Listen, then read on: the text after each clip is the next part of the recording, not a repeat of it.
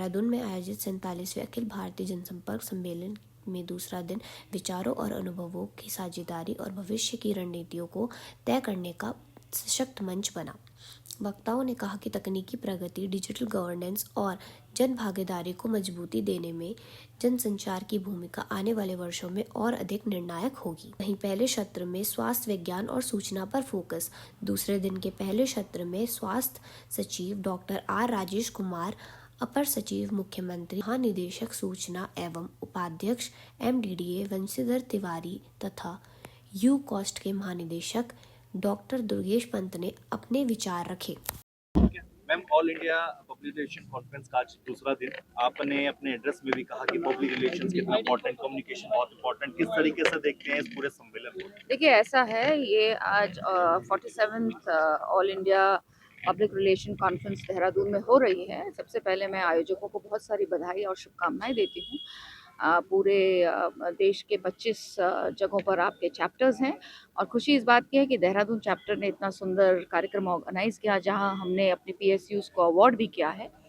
Public relation, communication हम सब जानते हैं बहुत इम्पॉर्टेंट फैक्टर है आज के समय में, लेकिन कम्युनिकेशन कैसे हो, कम्युनिकेशन किस तरह से हो, इसका आत्मचिंतन करने की आवश्यकता है। अगर हम अपनी चीज़ों को सच्चाई से कहें, क्रेडिबिलिटी के साथ कहें, तो वो बातें आगे तक अपने आप ही चलती हैं, उसमें फिर किसी चीज़ की आवश्यकता नहीं होती है, क्योंकि PR इंडस्ट्री आज बहुत बड़ी इंडस्ट्री बन चुकी है। किस तरह से हम अपनी इंडस्ट्री को आगे बढ़ाएं, साथ ही साथ सामाजिक जो हमारे बहुत सी जिम्मेदारियां हैं उनको हम किस तरह से निभा सकते हैं, किस तरह से उस आखिरी व्यक्ति तक पहुंच सकते हैं जिसे आदरणीय प्रधानमंत्री जी कहते हैं, उस लास्ट में खड़ा हुआ है, उस तक आपको पहुंचना है।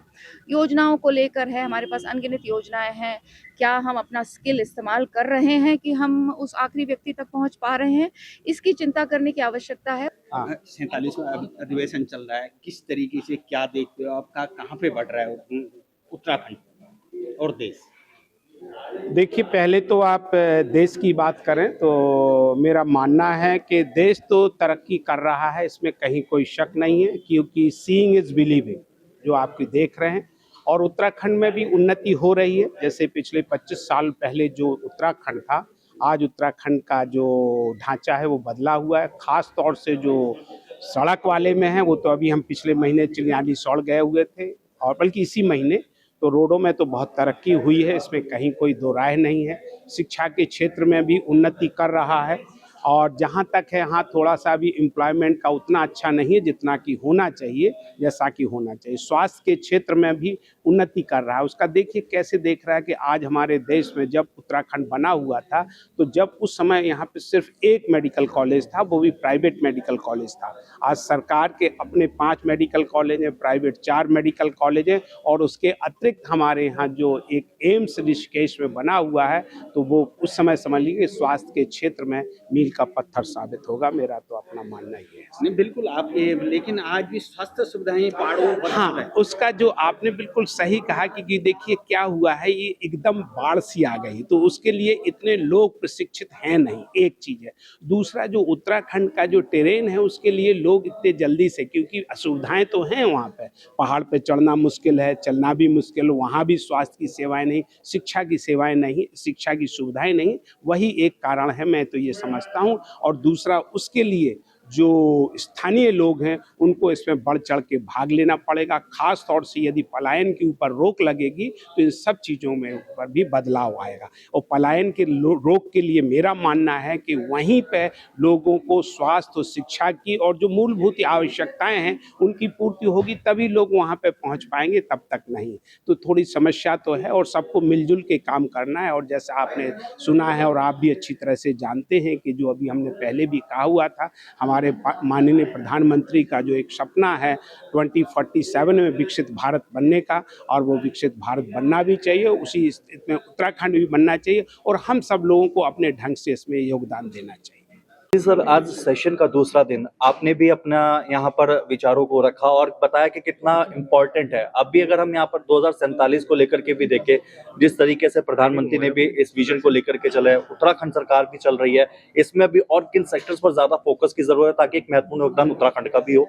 देखिए, इस कॉन्फ्रेंस में आज जो थीम रखी गई है बेसिकली वो उत्तराखंड केंद्रित है और पिछले 25 वर्षों में हम लोगों ने क्या प्राप्त किया है, 2047 तक विकसित उत्तराखंड बनाने के लिए क्या रोड मैप होना चाहिए, उसी पर अलग अलग सेक्टर्स के लोगों का विचार विमर्श यहाँ हो रहा है।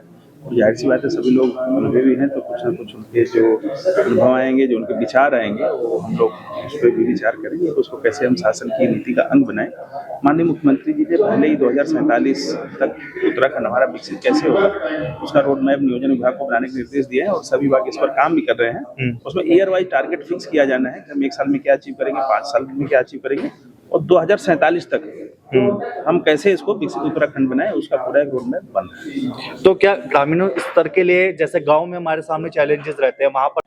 नहीं, देखिए, कोई भी अगर आप देखेंगे श्रृंखला में हर कड़ी है। देश विकसित तभी होगा जब राज्य विकसित होंगे, राज्य विकसित तभी होगा जब जिले विकसित होंगे और जिले तभी विकसित होंगे जब ब्लॉक या तहसील विकसित होगी। ब्लॉक तहसील गांव से मिलकर बनती है, तो हर गांव जब विकसित होगा तभी उत्तराखंड विकसित होगा और तभी देश विकसित होगा। तो जाहिर सी बात है, उस पूरी योजना में गांव से लेकर के प्रदेश तक, वो चाहे शहर हो चाहे ग्रामीण क्षेत्र हो, सभी के विकास पर ध्यान दिया जाएगा और सभी का एक साथ और समान रूप से विकास का जो रोड मैप वो तैयार किया जाएगा। सर, आपने नहीं, देखिए, बिल्कुल सही बात है और चूंकि हम लोग उसको जूझते हैं, कि कहीं भी अगर कहीं दूरस्थ क्षेत्र में भी अगर कहीं एक छोटे स्थान पर कोई इस तरह की प्राकृतिक आपदा आती है तो उसको पूरे उत्तराखंड से जोड़ दिया जाता है और एक ऐसा माहौल बनता है कि लगता है कि पूरे प्रदेश में कहीं जाने लायक नहीं है। चूंकि हमारा एक पर्यटन प्रदेश है और श्रद्धालु भी यहाँ आते हैं, तीर्थाटन भी और पर्यटन भी है, तो एकदम से सभी लोगों का आना कम हो जाता है और हमारी जो एक पर्यटन है कहीं कहीं एक आर्थिक रीढ़ है, वो उस पर चोट होती है। तो मेरा सिर्फ इतना ही अनुरोध था इस मंच के माध्यम से कि सही सूचना ही प्रसारित होनी चाहिए ताकि उसमें प्रदेश का, पर्यटन का और जो श्रद्धालु हैं उनके किसी प्रकार का गलत सूचना के माध्यम से किसी भी पक्ष का हित न हो।